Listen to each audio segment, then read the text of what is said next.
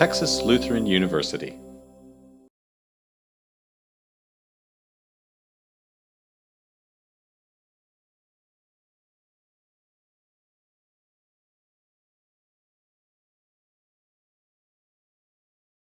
Today we're excited to have a TLU alum, Dr. Megan Murphy, join us.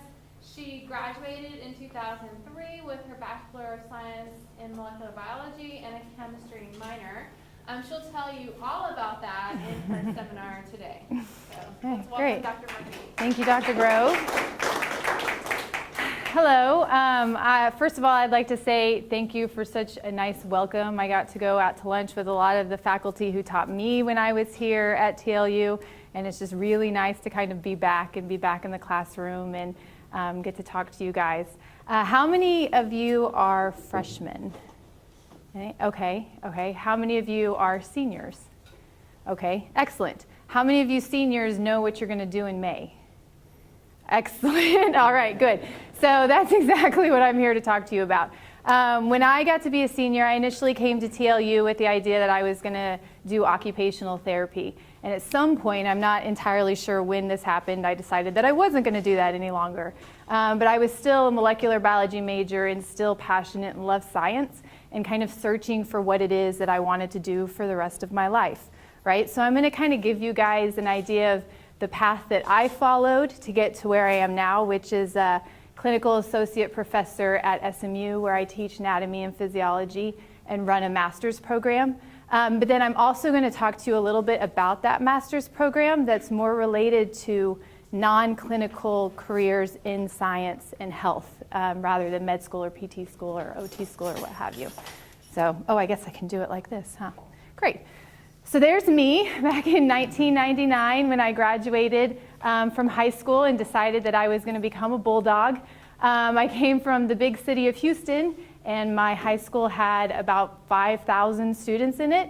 So I knew that when I went to undergrad, I wanted to go to a place where I was more than just a number, right? And I could connect with the faculty that were teaching me. I would know the other students around me. I would be in a classroom with 20 people or 30 people rather than 200 people. So I was more than excited to move to Seguin and come to Texas Lutheran, who also at that time had a pre-occupational therapy program, and I think the only other school in Texas that had it was Texas Tech. And that was a little far away for my liking. So I made my way here to Texas Lutheran. Like I said, I was a molecular biology major, chemistry minor. I graduated in 2003, and about probably January of that last spring semester, I was having a kind of crisis. Like, what was I going to do for the rest of my life, right? What kind of job was I going to have? I knew that I wasn't interested in the clinical world any longer. I wasn't going to go to occupational therapy. But I also, the only thing I could think of to do with a molecular biology degree was become a science teacher, essentially a high school science teacher. And I knew that wasn't quite the direction I wanted to go either. So I sat down with Dr. Squires and kind of asked him, what are some potential avenues, right? And he suggested that I go and meet with a man at UNT Health Science Center in Fort Worth. His name is Dr. Peter Raven, and he was a scientist in an integrative physiology laboratory in Fort Worth. So I went and met with Dr. Raven with another student from TLU, and he showed me his lab, and I talked to the few Ph.D. students that he had there. And it was really interesting and cool, and I got excited, and I asked him if I could be a research tech in his lab. So essentially, I would help with the research studies, work with the equipment, help recruit subjects, do that kind of work. And he looked at me and he said, well, have you taken the GRE? And I said, well, no. My parents did not graduate from college. I'm a first-generation college graduate. So no, I hadn't taken the GRE. I didn't think I was really going to go to graduate school. And he said, well, you at least need to take the GRE. Take the GRE, apply to the program. If you get in, you come in and work in my lab as a student. If you don't get in, you come in and work in my lab as a tech, right? And figure out what it is you're going to do. So I came back, and in March, I started studying for the GRE. I applied to the Health Science Center, and I got in. And I entered as a master's student in 2003. And again, it was kind of the encouragement of the faculty here, the people at TLU, the confidence that Dr. Raven showed in me when I didn't necessarily have that confidence in myself that really completely changed my life and my career path, right? So I started in 2003 as a master's student at the UNT Health Science Center. I ended up moving into the Ph.D. program without actually getting the master's degree. So I just have my doctoral training research up here. But the work I worked on is the effects of fitness on cardiac work during dynamic exercise with and without metoprolol. So I'm going to explain to you guys, not that quite yet, just a little bit about the type of research, the human physiology research that was being done in Dr. Raven's laboratory at this time. And then there's still a huge group of physiologists in Dallas at UT Arlington, at SMU, at UT Southwestern that are still doing this type of work. So I think it would be beneficial to kind of go over. So how many of you guys are familiar with how blood pressure and heart rate changes when you exercise? Okay, so when you exercise, what happens to your heart rate? It goes up, right? And your blood pressure goes up, right? And you have three kind of systems that help regulate blood pressure in your body. So I know all of you guys are familiar with the term homeostasis, right? Your body's supposed to try and maintain this kind of normal, constant blood pressure, which for most of us is around 110 systolic over 70 diastolic, right? Or a mean pressure of around 80 millimeters mercury. And so whenever your blood pressure goes down, right, you have this reflex mechanism that kicks in and helps your blood pressure come back up to that normal level. Whenever your blood pressure gets too high, you have a reflex mechanism that helps bring it back down to normal.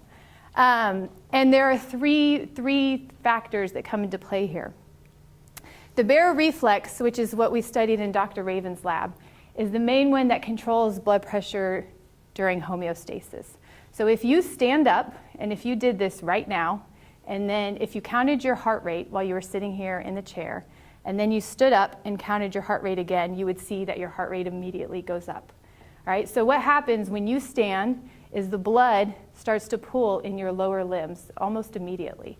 And that is sensed in these little receptors in your carotid arteries and in the aortic arch right above your heart, that there is a decrease in the force of blood pushing against the walls of the vessels.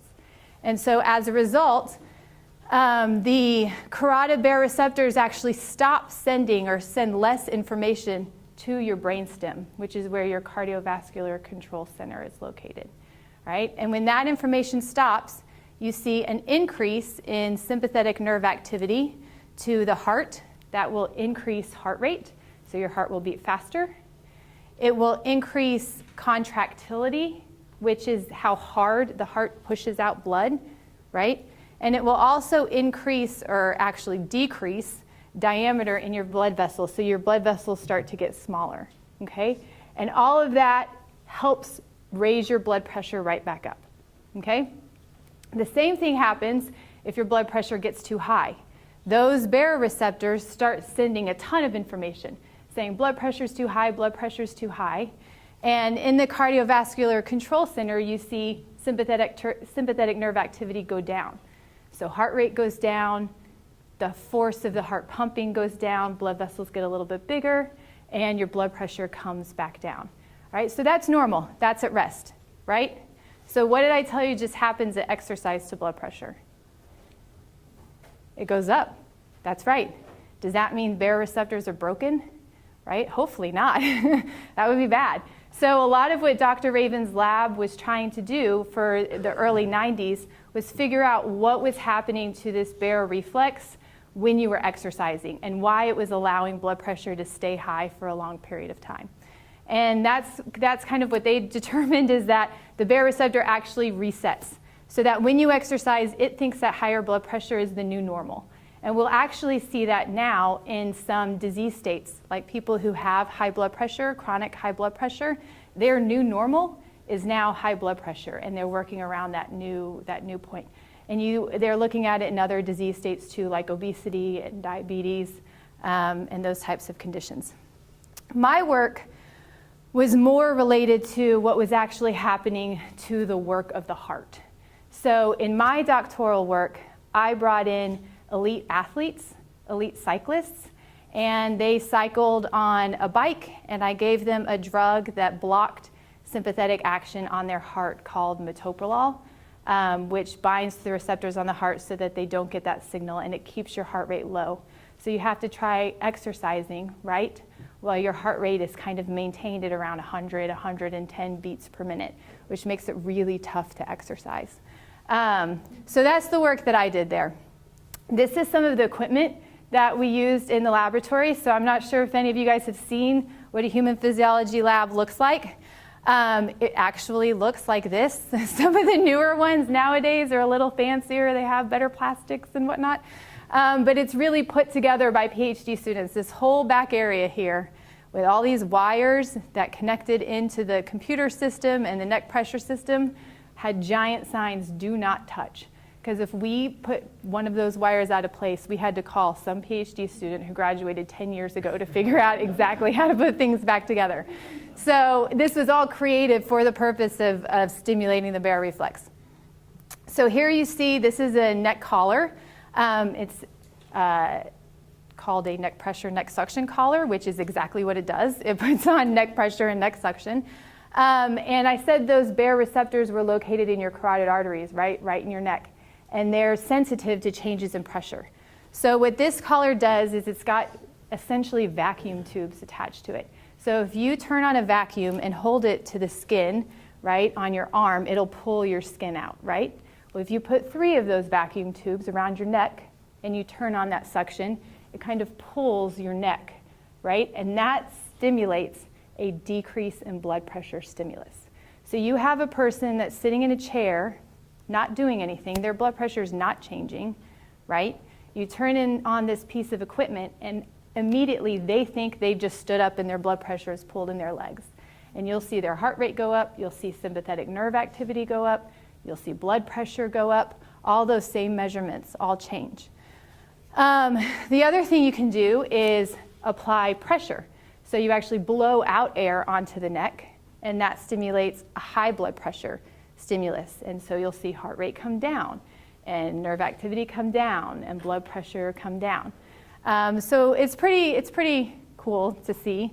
If you really wanted to, you can make somebody pass out, but we try not to do that.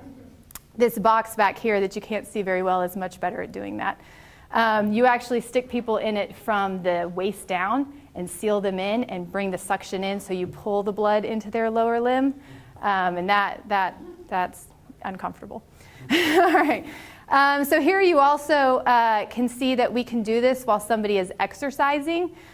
So this is what's called a one-legged kicking machine. And this individual is sitting in a car seat that actually came from a car that was salvaged, like at a junkyard. And there's a seat belt she's strapped into so she doesn't move while she's exercising. And she's hooked up to a cycle ergometer that's been made, just a bike, a stationary bike, that's been made so that she can kick with just one leg, right? So you can actually look at how blood flow changes in an exercising leg compared to a non-exercising leg. So you have to be pretty innovative to come up with how to study these conditions in people, right, where you can't put them to sleep and make them exercise and that kind of stuff.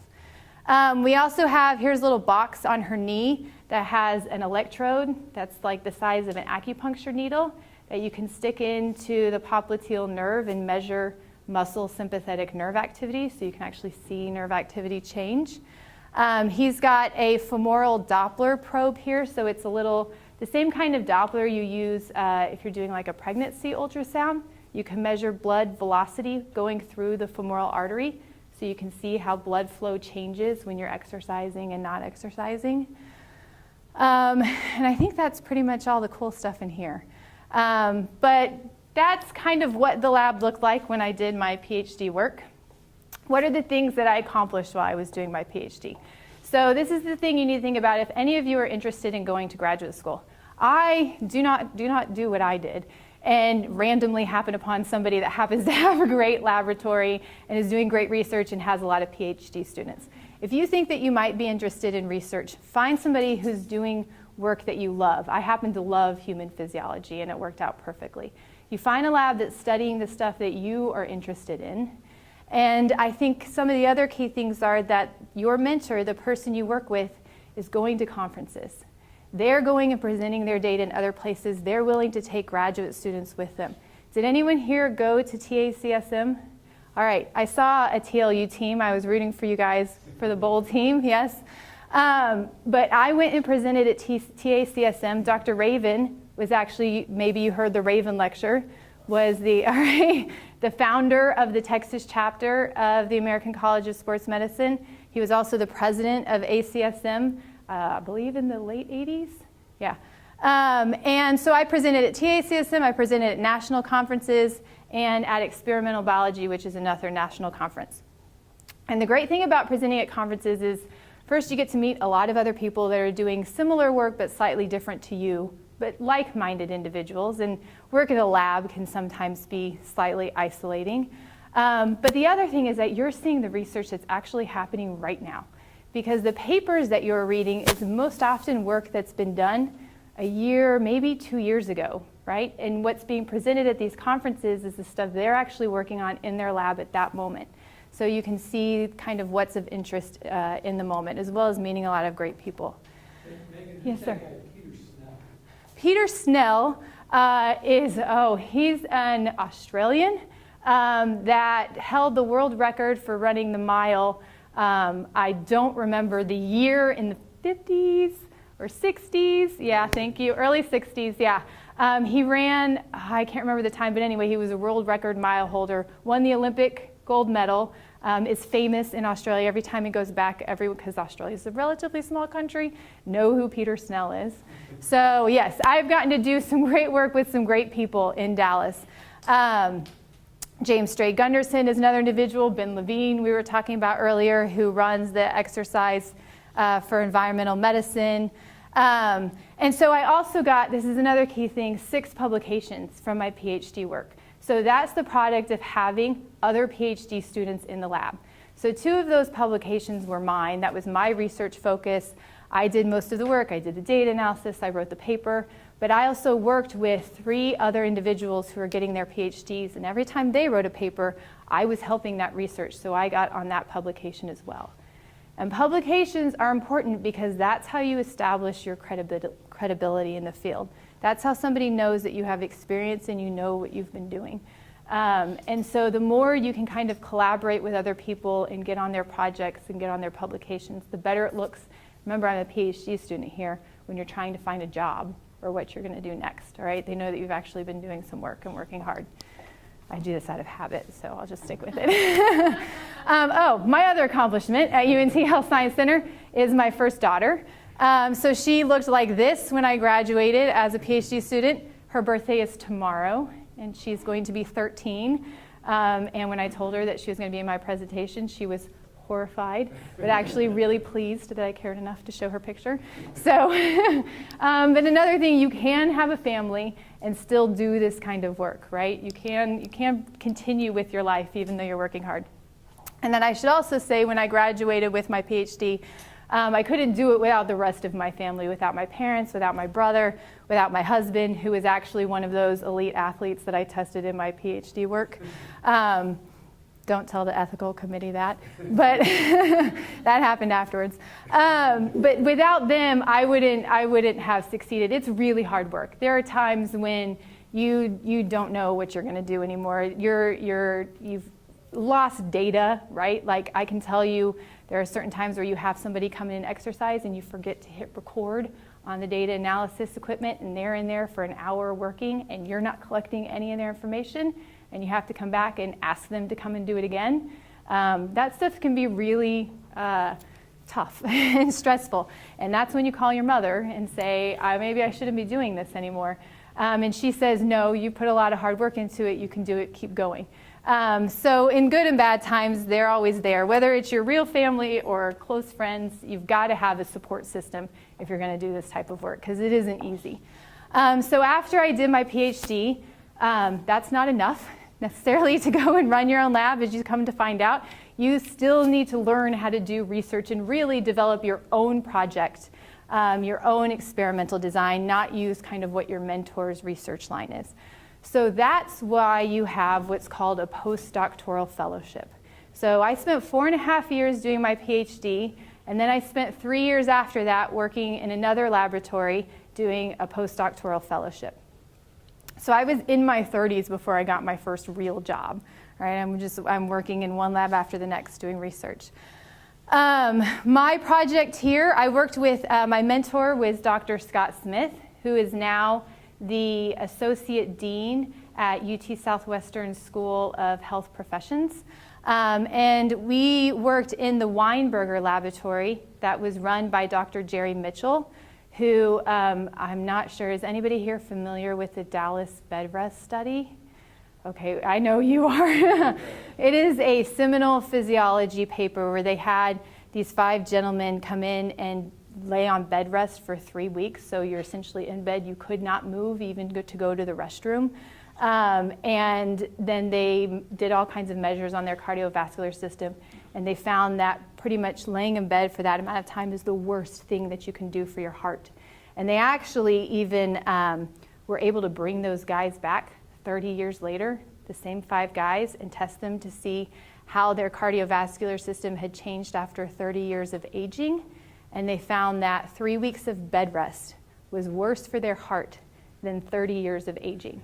So it's also one of the papers that's really like when somebody has surgery, even open heart surgery, and then they're in the bed recovering, they get them up moving the next day, whereas they used to leave you in bed, right, and try not to move you. Yeah. In this study, I might add, was the beginning of physical therapy. Yeah. This is when the physical therapy programs started at the different medical schools, because it's such an important thing To get people moving. Yeah. Occupational therapy that morphed from out of the hospital to home health. Yeah. To that. So that's why that's such an important lab. Yeah, absolutely. And even if they can't stand up and walk, you can get their limbs moving in the bed, right? All of that gets the blood flowing. So, and he also had the longest running NIH funded grant, I think for over 40 years. So he's he's one of the big guys in physiology. And actually started when UT Southwestern Medical Center was brand new in the 70s, yeah. And it's still there as far as I know, working part-time. All right, so what did I do in my postdoctoral work? I pretty much stuck with cardiovascular control and the autonomic nervous system. But I worked more in the exercise pressor reflex arm. So I neglected to tell you, central command and the exercise pressor reflex really change blood pressure during exercise, let's say, or times of stress. So central command is a higher center feedback mechanism where if you think about exercise, they've done MRIs with this, if you just think about exercise or emotional stress, your heart rate will go up and your blood pressure will go up. So it's kind of an anticipatory response to get your body prepared for the work it's about to do. And I hope we all know that blood brings oxygen to the tissues that are going to work and create ATP, so that's why we need to increase heart rate and blood flow, right? The exercise pressor reflex is actually in the skeletal muscles themselves. There are 2 components. You have one that is activated when the muscles actually start contracting. It senses the mechanical contraction and sends information to that same cardiovascular center in the brain. And you have another arm that detects the changes in metabolites that are being produced. So when your muscles start working, your oxygen concentration goes down, carbon dioxide goes up, hydrogen ions are produced, ADP concentration goes up, ATP goes down. All of those are metabolic indicators that the muscle needs more oxygen, right? And that will stimulate that arm of the reflex. And you'll get the same information sent to the cardiovascular control center. So just the act of like starting to walk or contracting your muscles will make your heart rate go up, make your blood pressure go up, make sympathetic nerve activity go up. So also in my postdoc work, I stopped working with humans. So Dr. Smith ran an animal lab, and I had this great idea that I was going to do translational research, which is essentially beginning with an animal model in some kind of disease state, figuring out what was going wrong, where you can actually take out the tissue and figure out molecularly and chemically what things are changing, and then create some experimental design in a human to look and see if that's happening in the human population. So I had my human experience, now I was going to get my animal experience. So we had a rat model that we used to study the exercise pressor reflex. And this is actually, I think about it now, such an amazing time because I got to do surgeries on rats. So figured if I could do surgeries on rats, I should have been doing surgeries on people because they're a lot bigger, their vessels are a lot bigger. But what we would do with the rats is first we have to get rid of central command because that's also influencing heart rate and blood pressure when you exercise. So we did what's called decerebration. I'm touching this because you remove the forefront of their brain. And then you take them off of anesthesia. Then we would also do a spinal laminectomy. So you remove the lower lumbar vertebrae and isolate the spinal nerves and put them on a little electrode. And then you stimulate that electrode and their muscles will contract just like they're exercising. So it's a way to see their muscles contract. This is Dr. Smith and the equipment that we use to kind of keep the rats in place. And then afterwards, I could harvest their tissue and their brain to see if there were any changes in protein expression. So what Dr. Smith did before I got here, this was actually being done in cats, and he transitioned it into a rat model, which you can imagine a rat is a lot smaller than a cat. It's pretty difficult to do. It's a lot of surgeries we're performing on this rat, so just to keep them alive is quite an accomplishment during the study and make sure that their major variables are not changing. So I'm showing you here, WKY is a Wistar Kyoto rat. That is a normal, healthy, normotensive, regular blood pressure rat, okay? And then you have SHR, which is a spontaneously hypertensive rat. So about 3 months of age, they spontaneously develop hypertension. They're genetically bred to do that. So what we would do is bring these rats into the lab and hook them up, and then we'd stimulate their muscles to contract. So the tension is their muscle generating tension. So when the muscle contracts, you should see sympathetic nerve activity go up, which you do, and you should see blood pressure go up, which you do. And that's a normal response to exercise, okay? What he found is in these hypertensive rats, they were having a heightened response to exercise. So the same tension is being produced, but you see sympathetic nerve activity here is much higher, right? And arterial blood pressure here is much higher. And high blood pressure on its own is dangerous over long periods of time because that amount of pressure through really small sensitive vessels can cause damage to the vessels, damage to the tissues that they're feeding. It also increases your risk for stroke and heart attack. And if you have a person who has high blood pressure do acute exercise like shoveling or something like that, it increases their risk for developing heart attack or stroke. So, and this is kind of showing you why this is happening or that there is this exaggerated response. So when I came into the lab, my job was to figure out why this might be happening. And with my molecular biology background, I was the one who is supposed to learn how to do tissue staining and fluorescence microscopy. So what I did is took these normotensive and hypertensive rats and did the same procedure where we had them exercise.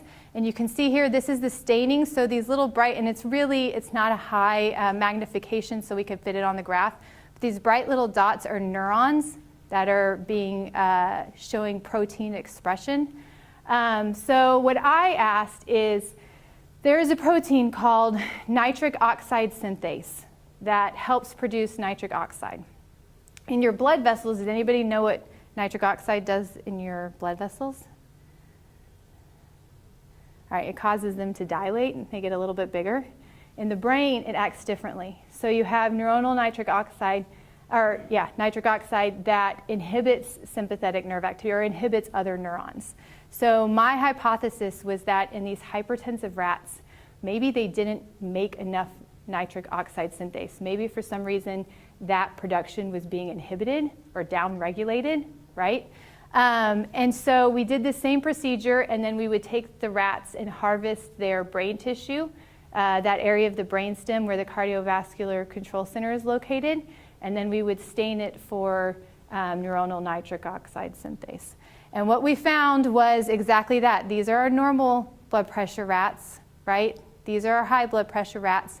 And all along the nucleus tractus solitarius, which is the area of the brainstem where that control center is located, there is a decrease in neuronal nitric oxide synthase expression.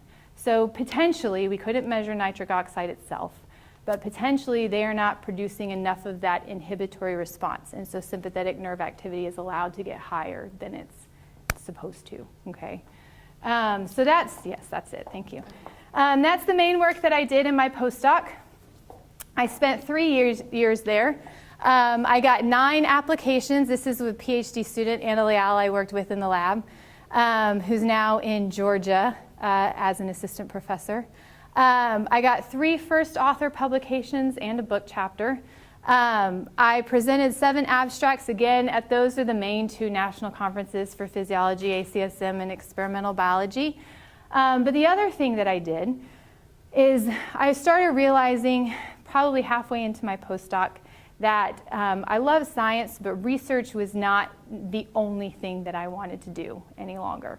And I was trying to think of other directions I could go, and I knew that if I wanted a career in academics, I needed some teaching experience. So in my situation, I did a PhD at a medical school and a graduate school. I did a postdoc at a medical school and a graduate school. I had no opportunity to teach PhD students. If you go do your PhD at UT or A&M, you're the person teaching the undergraduate classes in a lot of cases, which is why you're at TLU. So you're getting taught by the experts. But I knew that I had to get teaching experience. So even though I had a PhD, right, and I had spent 7 years so far training, I still went to evening classes and taught anatomy and physiology and labs to those students because I knew I needed more experience. So that's the other thing I would like to tell you guys is no matter how qualified you think you are, your 20s and early 30s are meant for working hard. You are not going to have the job that you think you deserve or want to have when you graduate from TLU. It takes a lot of time, it takes a lot of work, and as long as you know what you're going to do, if you put in that time at work, I have a great job now, right? It's flexible, I'm doing what I want, but it took a lot of work to get to that point, okay? All right, so I got a phone call from someone that was working at Southern Methodist University in Dallas who said, hey, we're beginning this new department in applied physiology and health management. We want you to come and teach and help design the curriculum for the undergraduate students and maybe create a master's program. And I said, well, I've had this career in research. I'm not sure my mentors would be happy with me kind of changing direction and going and doing that at SMU. And then I met with my family and talked to my husband and talked about what that would mean for kind of our family and realized that this is actually exactly what I wanted to do. And it was hard. This took at least 6 months of talking to people, trying to figure out if this was the right direction, because it changes. It changes what it means for kind of your career path. But ultimately it was. It was scary to leave. It was scary to try something new, but it was definitely the right choice. So I went ahead and went to SMU, where I was a faculty advisor. I am a faculty advisor to 60 undergraduate students. I teach anatomy and physiology and exercise physiology. I helped design the undergraduate curriculum for those students. I've been there for 7 years now, and that program is 8 years old. So I've been there from the beginning and seen it grow, helped it grow. And I also started a master's in health promotion management program. So that's the next kind of thing that I want to talk to you guys about. For those of you that aren't interested in the clinical world, that aren't interested in graduate school, right? But know that you love health, know that you love fitness or wellness, want to make a difference in people's lives, this is the type of career path, not just this program, but public health, community health, personal training or health coaching, health education. Those are career opportunities that are available to you, whether you've got a biology degree or a kinesiology degree. It's a great avenue to kind of look into. So I've been there since 2011. I'm still there, obviously. I don't plan on going anywhere anytime soon. So what is health promotion? The World Health Organization defines health promotion as the process of enabling people to increase control over and improve their health.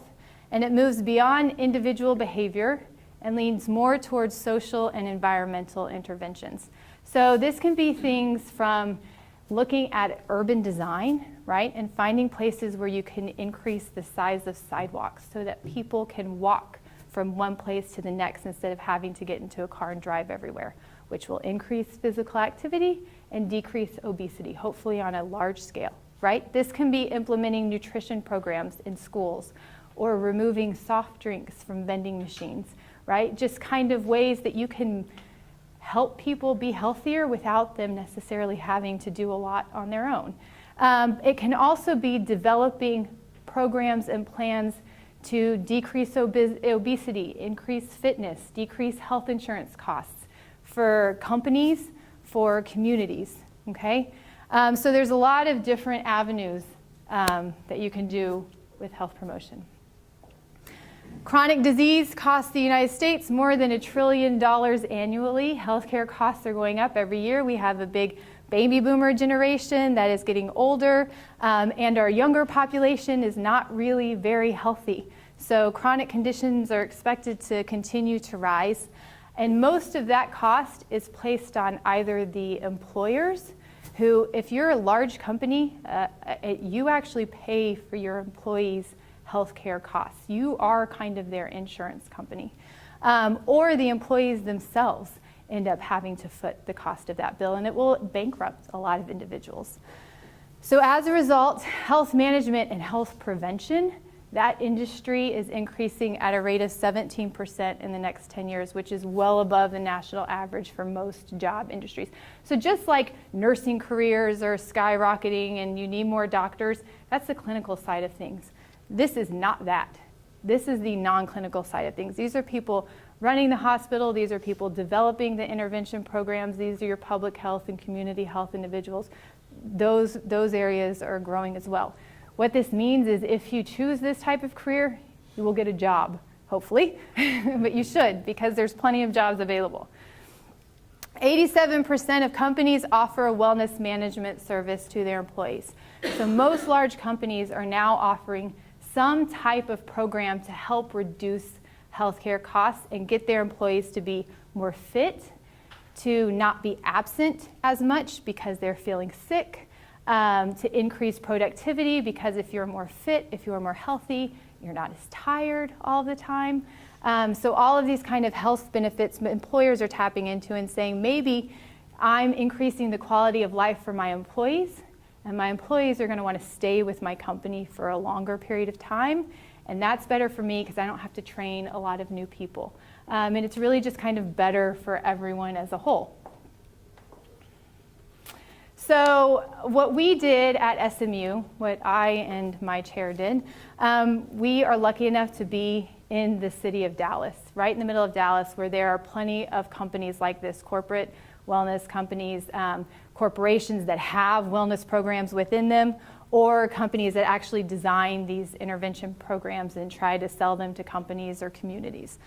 So we went to these individuals, the Cooper Clinic, to name one, which is a famous kind of corporate wellness company that's been around since the 80s and started in Dallas, really heart related. But we went and asked those individuals what type of employees do they want to hire.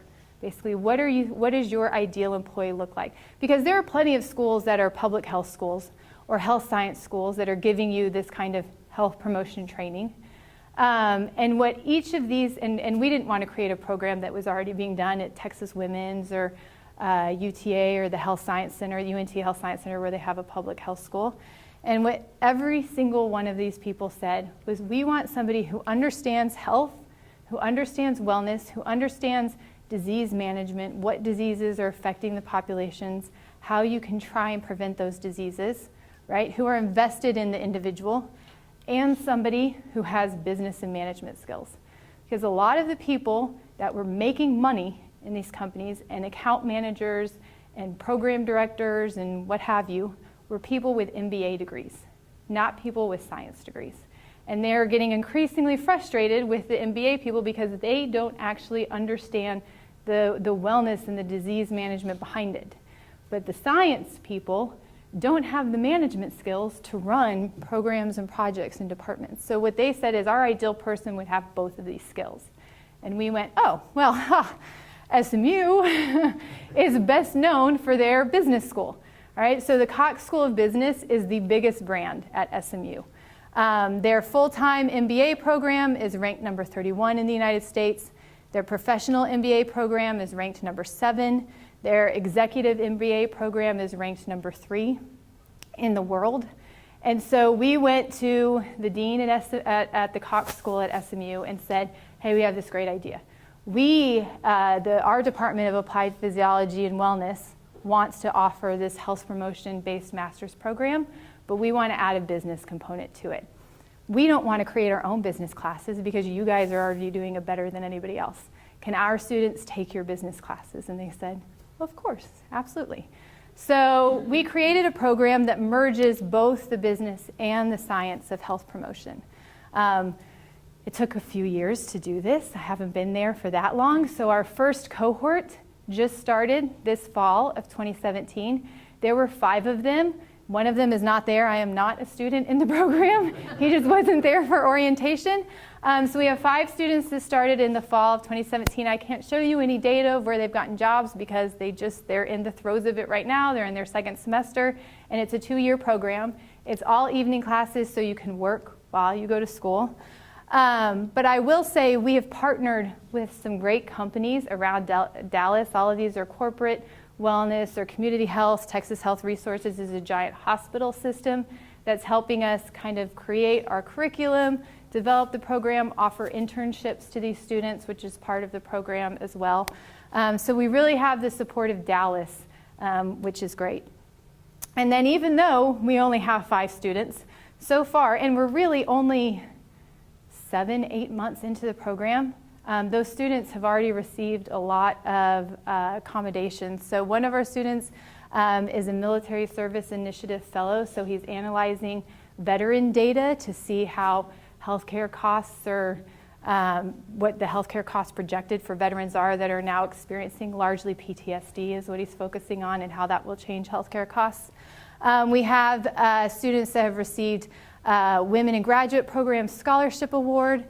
One of our students, there is a National Health Promotion Conference that's being held in San Diego next week, actually. She applied for an internship at that conference and got it, and so she is going in helping pass out badges and hand out materials, and then she's also going to get to talk to all the speakers, and she gets her conference membership paid, she gets her travel paid to go to that conference, so that's a great opportunity.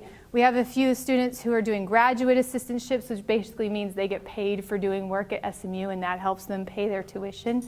And in a lot of cases, when you go to graduate school, especially if you do like the Ph.D. work, you should be getting funding from your mentor that will pay your tuition, or at least pay you so that you can pay your tuition. It's not always the case in these types of master's programs because usually there are more students, but there are some of those opportunities. And then another student has gotten the Albert Schweitzer Fellowship, which is something that is actually offered to every graduate student in Dallas. It's an SMU scholarship, but it's open to anybody who's in graduate school in Dallas. And what they do is they pair a person with a community organization, health organization, and that student develops some kind of project to meet the needs of an underserved population. So they design the whole project. But then they're also the one to execute it and get it rolling. So it's really an excellent opportunity, right? And then the goal is that that project will be rolling smoothly enough that when the student graduates, it will continue on without them. So I'm looking forward. She just got this 2 weeks ago. I was so excited she told me so I could tell you guys. But I'm really excited to see how this goes. It's the next year is what she'll be doing. So this is what we hope that our students do with this kind of degree. We expect them to become wellness coordinators in corporations, account executives and project managers at some of these health and wellness companies, maybe create their own company, community health workers, health service managers, health coaches, health educators. There are a lot of different options out there, and it's really just kind of exploring them, talking to a bunch of different people and figuring out what it is that you want to do. So the last thing I have to say, I had 2 more accomplishments at SMU. Let let me say this first, and then I'll tell you. So the last piece of advice that I have for you is, what is the recipe for successful achievement? According to myself and Benjamin Franklin, choose a career you love, right? And you hear that all the time, do something that you love. You don't always have the opportunity to do something that you love. Every single one of you in this classroom who's going to graduate with a degree in molecular biology or kinesiology, you are going to have the opportunity to do something that you love. You're already ahead of the game. You may not start that way, but at least have that idea in your mind. You know, like I said, you're going to have to work hard to get there. But if you keep working hard, you will find your place in the career that you love. Give it the best there is in you. Don't quit, even when it's hard, right? Keep trucking. And if you really hate it, don't quit until you at least find something else that you're going to do next, right? Seize your opportunities. Don't be afraid of what you think you can or can't do, right? If somebody presents an opportunity to you and you have no other option, take it, right? Take it and figure it out later. Give it the best shot that you have. And then be a member of a team. Nobody does their work on their own. Nobody is a one-man ship, right? So make sure that you're helping your team members and rising them up, and in turn, they will do the same for you. And that's really what makes you kind of happy in your workplace. And with that team, potentially comes your family. So those are my other 2 accomplishments at SMU. So 3 girls. This is Cora, Lila, and Emma. And thank you. Any questions? Oh, too bad, right on time. Any questions?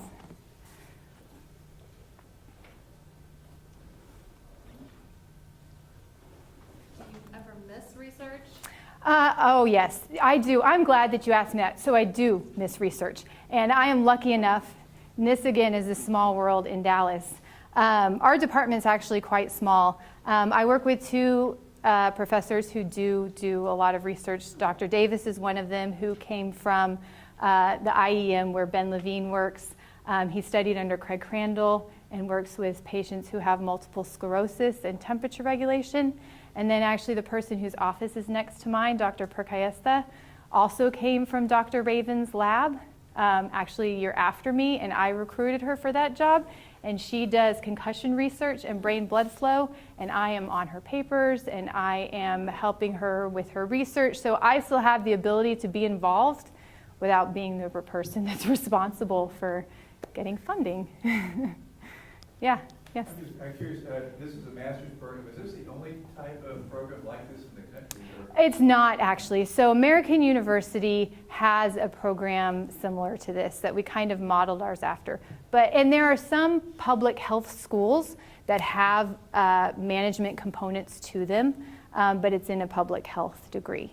But other than that, yeah, it's becoming much more popular. Actually, since we reached out to Cox to create this program, 3 other departments at SMU have done it. So I think it's the transition to applied graduate programs where you're focusing more on training, job training, than theory. So it is pretty new, yeah. And as a follow-up, you mentioned a number of these companies in the Dallas area you've already spoken with. Can you give some examples of the types of positions in these companies that students who graduate with a master's might actually?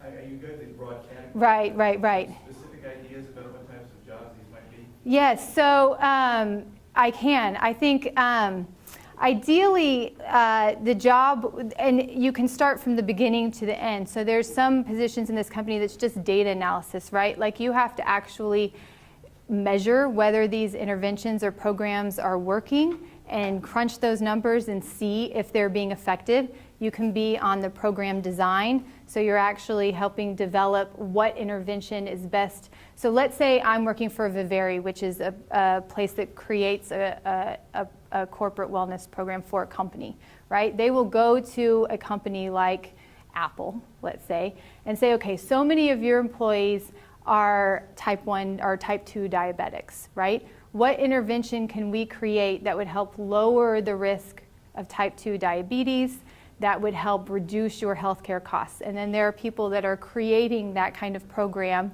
And then you also have the individuals that go into Apple and implement it. So they actually, those are your kind of coordinators. They are getting the people up and moving and involved in that wellness program. They're kind of your cheerleaders and personal trainer types, right? And then you have on the back end, back at Viveri, the individuals that are crunching the numbers and seeing if healthcare costs are really going down, right? That's one aspect to it. You could also go into community health and nonprofits, right, and try and implement programs in schools or in communities, create basically the programs themselves. And on the other side of things, which isn't as exciting and I don't talk about as much, you go into the insurance field. And you could really work with insurance carriers, which is really where the money is, if you're interested in that, or consultant firms where you're working between an Apple and a Viveri. And you're saying, hey, Apple, I think that your employees would benefit from using this corporate wellness company, and you're the kind of go-between between the two. Yeah. So, yes. Hey, what other experiences other than molecular biology Right. at Texas Lutheran did you find to be fun and helpful, and other kind of TOU kind of experiences? Other kind of TLU kind of experiences. Well, the community as a whole at TLU, so I have to say, to be honest, my dreams and my nightmares really revolve all around this building. So I spend a lot of time in here in labs, but working with Dr. Campaign, to be honest, I worked as a vet tech in his clinic, getting that kind of experience. I went down, I knew when I was interested in occupational therapy, I think this is right after I was leaving your clinic, I walked down Court Street and went to the retirement center that's at the end of Court and 90, what is the main road? Yeah, and handed out my resume. I used to go and play chess and dominoes with the people at the retirement center because I knew that I needed some kind of experience outside of just an education. And I ended up actually getting a job at a chiropractic clinic right on the edge of campus. It was called New Life Chiropractic. And I was able to work with patients there and figure out the insurance system. So basically, I knew that I was interested in science. I didn't know what I wanted to do. So Seguin is a great town where you can go door to door, probably even still, and try and find those opportunities. In Dallas, if you do that, they are not opening the door. It is go online, send me your resume. There's not so much face-to-face stuff there, yeah. So yeah, I would think that's a huge factor. Mm-hmm. Yes, sir. I think that, it's tough when you're a science major in a liberal arts school and you're really thinking about science, but whether you realize it or not, you are getting a lot of education in this liberal arts school, teaching you how to think and question and be a leader. And those are the things that Megan has taken and, developed on. And you don't have to feel like when you graduate, okay, this is the end. It's really the beginning. And, you can go on to graduate school or whatever. And you have the tools that enable you to be successful. And I think that large universities, they don't have it. You guys are really, whether you realize it or not, being exposed to a lot of education that other students are.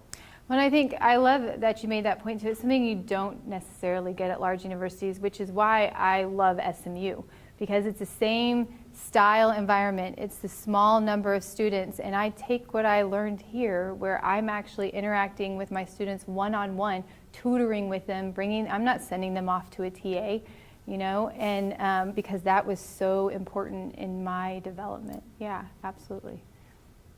Yes, Dr. Jones. Speaking of preparedness, yes. What would it take for people to actually apply to your school and get in? GPA-wise? Great question. GRE, Yes.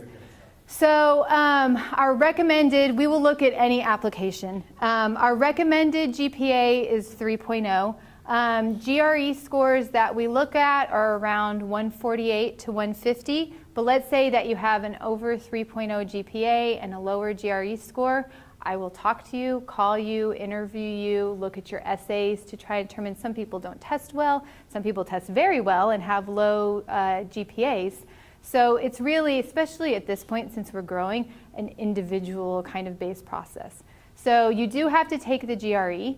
I will also say that Cox courses are quite challenging. You're taking accounting and finance with MBA students. So you really are getting that MBA quality education, as well as taking epidemiology, behavior theory, that kind of data analytics and program evaluation with us. So you have to be able to have some quantitative skills and math skills, which is really what we're looking at with the GRE, to make sure that you can handle it, those classes. And then it's resume, 2 letters of reference, and a couple essays. And applications are due on April 15th, if anyone's interested. But we'll continue to accept applications until all our spots are full. So you can roll into July if you're a senior and still trying to figure it out. Yeah. Apply now, yeah, apply early. Scholarships available for those that apply early. Yeah. Any other questions? All right, thank you guys so much. You guys are in a great place. So best of luck to you all. Yeah.